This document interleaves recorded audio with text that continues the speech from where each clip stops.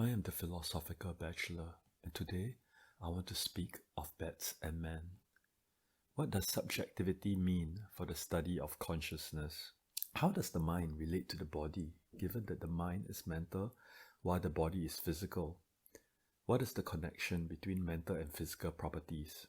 In his article, What is it like to be a bat? Thomas Nagel makes clear from the first sentence that his aim is to address the mind-body problem with a focus on the mind part of the problem.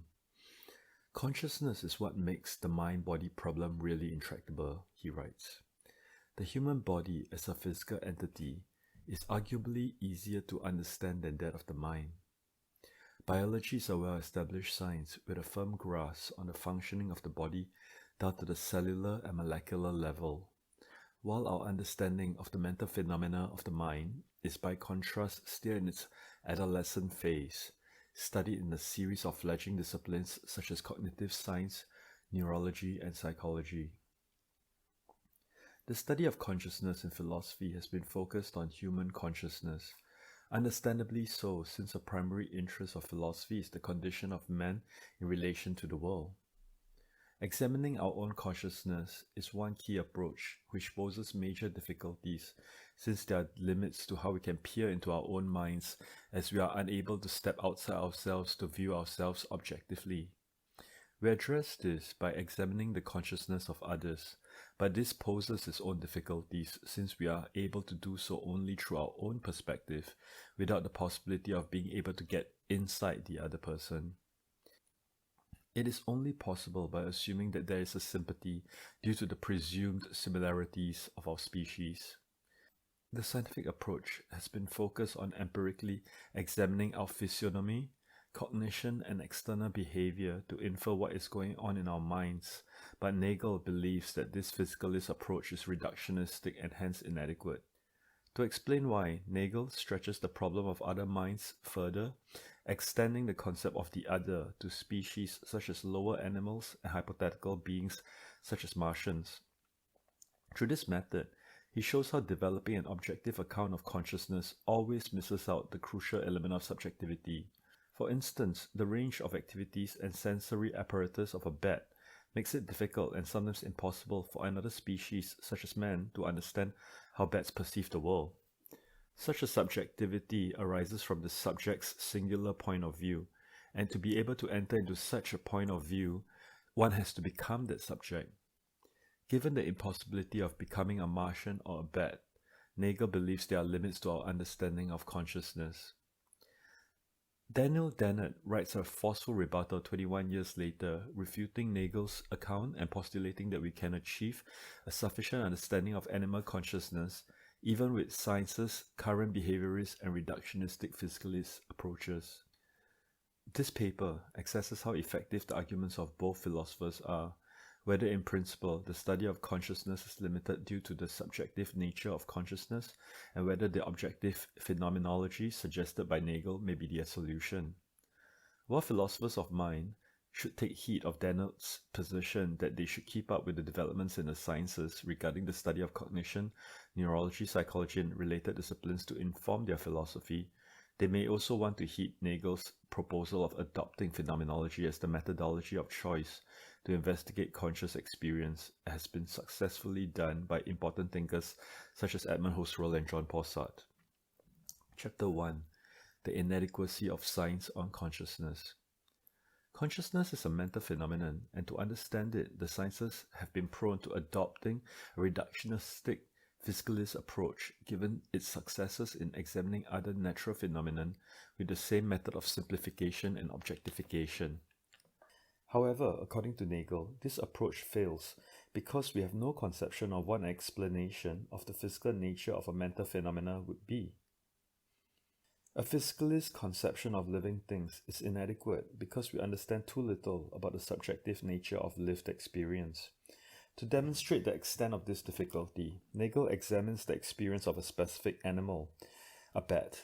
First, he needs to establish that a bat has consciousness.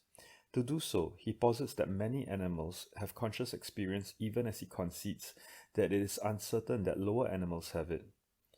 It is not clear what would even count as evidence for the presence of consciousness. However, if the notion that animals have consciousness is accepted, we would have to accept the fact that an organism has conscious experience at all means basically that there is something it is like to be that organism. However, if the notion that animals have consciousness is accepted, we would have to accept that the fact that an organism has conscious experience at all means basically that there is something it is like to be that organism. He chooses to use the example of a bat to make his case because it is an animal he considers sufficiently advanced such that it can have conscious experience and which range of activity and sensory apparatus are sufficiently different from human beings. Bats have poor vision and use their hearing via echolocation to navigate, doing so with great precision. Their ability to make out shapes, distances, movements, and dimensions of objects are similar to how a man uses his vision. However, while both vision and sonar are used to perceive the surroundings, they do not operate in the same way, nor provide the same experience to their users. We can attempt to understand what the bat experiences through our imagination, but that can only tell us what it would be like for me to behave as a bat behaves. That is not enough. What is required to understand the subjective experience of the bat is to know what it is like for a bat to be a bat.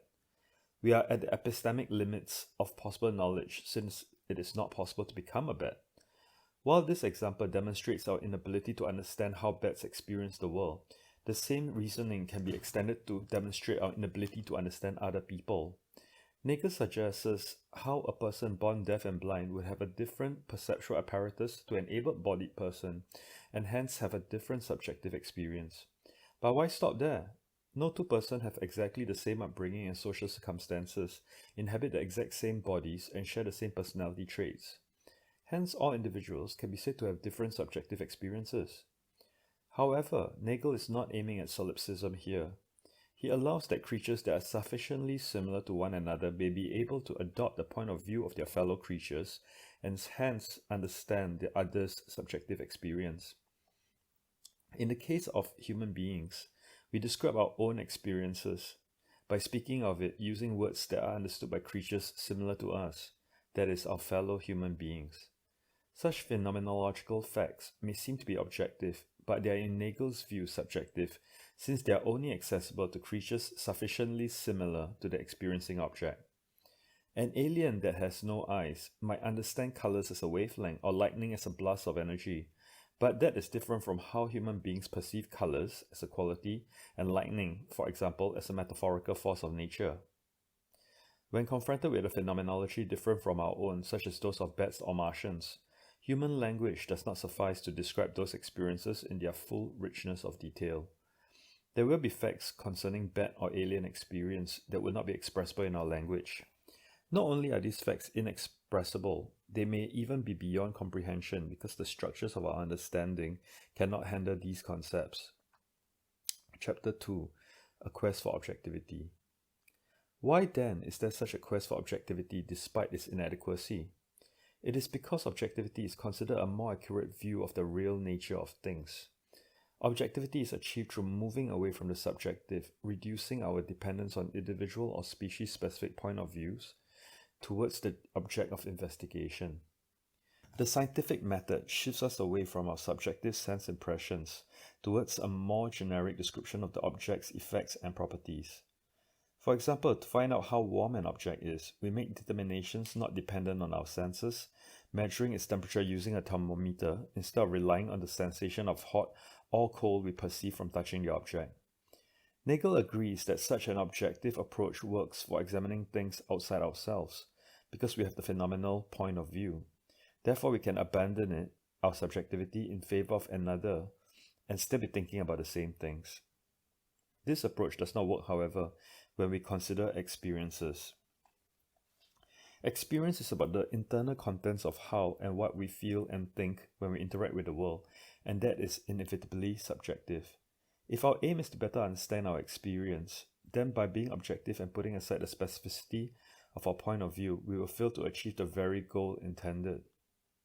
If the subjective character of experience is fully comprehensible only from one point of view, then any shift to greater objectivity, that is, less attachment to a specific viewpoint, does not take us nearer to the real nature of the phenomenon. It takes us further away from it, writes Nagel.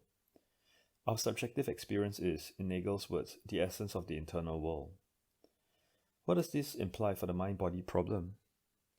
Nagel does not outright deny the physicalist account of consciousness, but he believes that physicalism is a position we cannot understand because we do not at present have any conception of how it might be true. Here, Nagel overstates his case, since theories such as epiphenomenalism and emergence have been proposed to support the physicalist position. Nagel does propose a solution to study our necessarily subjective and individual points of view, that is, an objective phenomenology not dependent on empathy or the imagination. This objective phenomenology will describe at least in part the subjective character of experiences in a form comprehensible to beings incapable of having those experiences. Nagel's appeal to phenomenology, while belated, remains timely. At the time of publication of his article in 1974, Edmund Husserl, the founder of phenomenology, has already passed away for 36 years. Phenomenology was by then already firmly established. Nonetheless, Husserl would agree with Nagel that the phenomenological method is an appropriate vehicle to understand subjective experience and foundational to the study of consciousness. He writes, "What can be apprehended as localized stratum of the body, as well as what can be apprehended as dependent on the body and on the sense organs, all this forms under the heading of the matter of consciousness, an underlying basis of consciousness, and undergoes its realizing apprehension in unity with this consciousness as soul and psychic ego." Like Nagel, the phenomenologists oppose behaviorism and reductionism in the natural sciences, focusing on social, historical, or cultural aspects of life and reflecting on processes in our conscious experience. Jean-Paul Sartre carries out precisely this to great effect in 1943 when he published his magnum opus, Being and Nothingness, using the phenomenological lens to examine the ontology of consciousness, its relationship with the world and with other consciousnesses. Chapter 3. Dennett's response to Nagel. Nagel's idea on the subjectivity of consciousness has remained so influential such that 21 years later, Dennett felt the need to make a vigorous response in his article entitled Animal Consciousness, What Matters and Why. In it, Dennett defends the physicalist and reductionist approach of the natural sciences that Nagel had criticized. He thinks that Nagel's requirement to incorporate subjectivity into the study of consciousness has set the bar unnecessarily high. He implies that Nagel has unfairly dismissed the efforts of science and has deliberately created a veil of mystery surrounding consciousness through his use of in-principle arguments. He writes, "We do not require absolute Cartesian certainty that our fellow human beings are conscious. What we require is what is aptly called moral certainty. Can we not have the same moral certainty about the experience of animals? We can learn enough about animals' consciousness to settle the questions we have about our responsibilities." Dennett makes two important points here. We may not be able to know everything about the consciousness of a being, be it man or animal, but we can know enough to be able to act responsibly. If behavioral science is good enough for understanding human consciousness, it is good enough for understanding animal consciousness. Nagel will possibly agree with Dennett's first point. Nagel does admit that it might not be possible to describe completely the experience of a being even with an objective phenomenology, holding only the expectation that it can at least in part do the job, while everyone can agree that more knowledge about men and animals will allow us to act more responsibly towards them. However, Nagel would disagree on Dennett's second point. A purpose of Nagel's article is to highlight the deficiencies in behavioral science for both the study of human and animal consciousness. Behavioral science, in his opinion, is not good enough for either. To pick apart Nagel's argument, Dennett draws our attention to the inconsistency of Nagel's starting position in his paper, where Nagel employed third-person scientific facts by assuming that bats are indeed conscious and that their consciousness differs from the consciousness of human beings. Dennett argues that Nagel's methodological inconsistency indicates the value of the scientific analysis of animal consciousness. If a few such facts can establish something about bat consciousness, would more such facts not establish more, he asks. Far from fatal, what this charge does is highlight the difficulties in addressing the topic of consciousness. Nagel needs to start somewhere in his analysis, and he deliberately selected the mammalian bat because he felt that it would be generally accepted that such an animal is on par with mice or pigeons or whales in terms of the existence of its conscious experience or the lack thereof. He intentionally avoided selecting insects or fish, since the lower the species, the more doubtful the existence of their consciousness. Dennett implies that Nagel's view on the subjectivity and hence inadequacy of the scientific approach to conscious experience have held back scientific research and progress on consciousness. Dennett argues that precisely because of our moral responsibility towards animals, we need to research further into animal consciousness, both scientifically and conceptually. Nagel will sympathize with this view, but he believes that the natural sciences, with its inclination towards physicalist, reductionistic explanations, is not simply insufficient, it is misguided. Curiously, Daniel's example of Cog, MIT's humanoid robot, far from damaging Nagel's argument, aids it. According to Dennett, Cog's human-like movements create a sense that we are dealing with a conscious, sentient being, even when we know that it is simply an electromechanical object. This speaks precisely to the problem of just using behavior as a proxy or tool to gain insight into consciousness, since behavior might indicate consciousness when there is none. Dennett does not recognize this problem. He instead writes that the observations of the actions of animals and even robots are our best guide to the consciousness of these entities. Another thing that Dennett gets backwards is how he believes we need to first have a theory that focuses on human consciousness and then use what is learned there to then understand animals. It can be argued that the study of consciousness is mainly focused on human beings, and one of the main aims of studying animal consciousness is to use it to inform the study of human consciousness. Indeed, I postulate that one of Nagel's aim in writing What It Is Like to Be a Bat is not so much his desire to understand bat consciousness, but to illustrate the difficulties of understanding human consciousness by selecting an example of an animal vastly different from man, but yet complex enough to be considered to be a conscious being. However, in Dennett's view, to have consciousness is to have an informational organization that provides cognitive powers such as reflection and re-representation.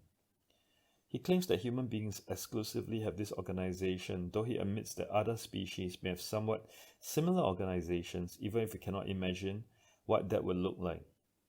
He makes this claim because he believes that not all sentient beings have consciousness, and we might not be able to distinguish between such beings merely reacting to a pin stuck into it and actually feeling pain.